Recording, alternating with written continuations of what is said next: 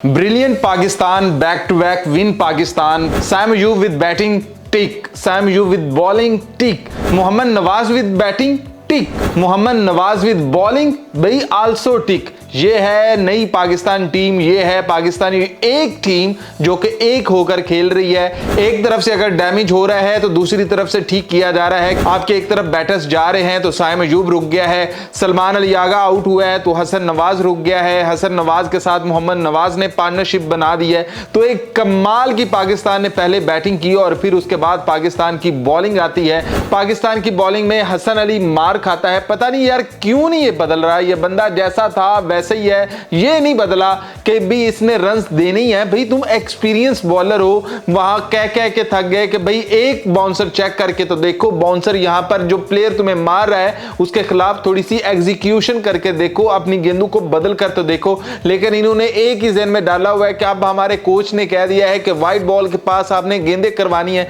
भाई बैटर को भी पता है कि यहीं पर इन्होंने गेंदें करवानी है, तो क्या उसके पास प्लान नहीं होगा? उसके पास प्लान उसके कोच ने नहीं दिया होगा कि भाई तुमने यहां पर गेंद आई तो छक्का कैसे मारना है? बस उसके अलावा कुछ एग्जीक्यूशन नहीं हो रही और इसी की वजह से 3 ओवर के अंदर रज के स्कोर दिया है। जहां पर पाकिस्तान की बॉलिंग अटैक ने प्रेशराइज करना था यूएई को शुरू के अंदर, वहां पर हसन अली सारे का सारा मोमेंटम लूज करके चला जाता है, स्कोर देकर चला जाता है। जब आपके एक्सपीरियंस बॉलर को इस तरह से मार पड़ रही हो तो फिर आपके जो यंगस्टर्स हैं वो भी मार खाते हैं। सलमान मिर्जा आउटस्टैंडिंग बॉलिंग करता है, लेकिन आज वो भी रंग में रंग यार, उसने भी मार खाई। लेकिन फिर भी हसन अली जितनी मार नहीं खाई कि 4 छक्के हसन अली को लग गए, सलमान मिर्जा को 2 लगे। जबकि आज सुफियान मुकीम का एक रेयर बुरा दिन था कि उसको भी मार पड़ी है और मार सिर्फ एक बंदे नहीं मारा है, उसी ने ही छक्के मारे हैं।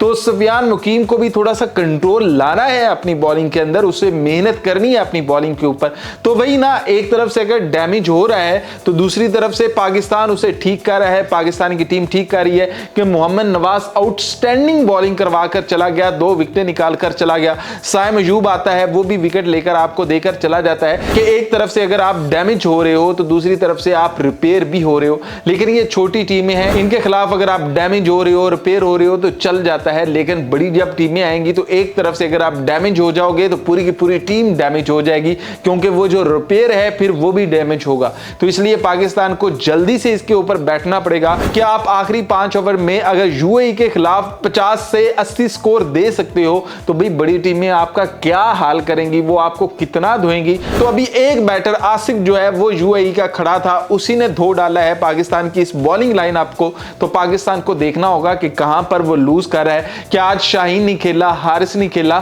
तो इन दोनों को डिलीवर करना चाहिए था। और हसन अली कोई यंगस्टर थोड़ी है, ये सबसे ज्यादा एक्सपीरियंस बॉलर है, तो इसको देखना चाहिए था कि यार कमाल की लाइन और लेंथ के ऊपर बॉलिंग कर सकता है ये बंदा। लेकिन आज जब छक्के लगना शुरू हुए तो भाई सारी की सारी गेम ही बदल दिया और अकेले आसिफ ने धो डाला। जबकि पाकिस्तानियों को मुबारक हो कि बैक टू बैक पाकिस्तान की विन्स आई हैं। पाकिस्तान जो है पॉइंट्स टेबल के ऊपर टॉप पर चला गया है, 2 मैच दोनों के अंदर पाकिस्तान की विन है। अब अगला मैच आएगी तो देखी जाएगी कि कौन आता है सामने, क्योंकि पाकिस्तान के पास रेस्ट भी आ जाएगा, पाकिस्तान के पास प्रिपरेशन भी आ जाएगी। पाकिस्तान ये जो गलतियां कर रहा है इनको रिकवर करने का भी वक्त आ जाएगा।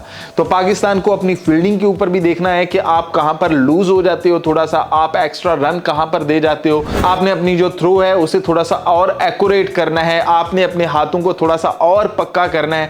तो बाकी वेल डन, पाकिस्तान ने जीत लिया है, एज ए टीम जीत लिया। जब एज ए टीम आप खेलते हो तो फिर ये छोटी मोटी चीजें आपकी गलतियां रह जाती हैं, फिर ये गुनाह नहीं बनते, क्योंकि जब मैच हारोगे गुनाह तो तभी बनेंगे ना, फिर ये गलतियां नहीं रहती।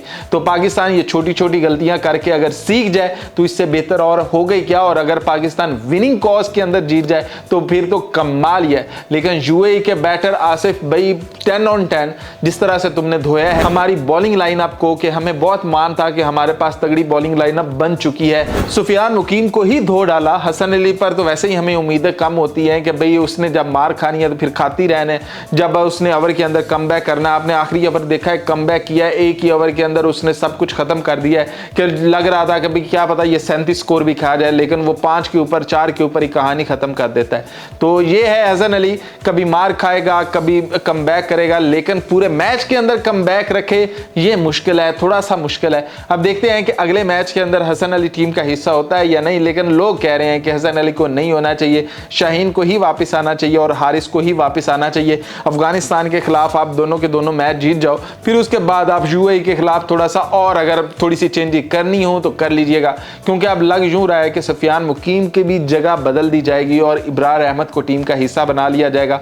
लेकिन अगर ऐसा कर लो कि सुफियान भी टीम का हिस्सा रहे, इब्रार भी टीम का हिस्सा रहे, तो कैसा रहेगा। लेकिन अब मसला ये होगा कि फिर टीम से निकाले कैसे, क्योंकि खुशदिल शाह भी बैठा है, वो भी इसी इंतजार में है कि कोई बुरी परफॉर्मेंस दे तो मैं उसकी जगह आऊं। तो फिर फहीम अशरफ ही बचता है, उसे ही टीम से निकाला जाएगा कि वैसे तो बैट से वो स्कोर बना रहा है तो वो खुशदिल शाह भी बना देगा, तो बॉल से वो थोड़ा सा बना नहीं रहा है, लेकिन पाकिस्तान के पास वो एक फास्ट की ऑप्शन आ जाती है।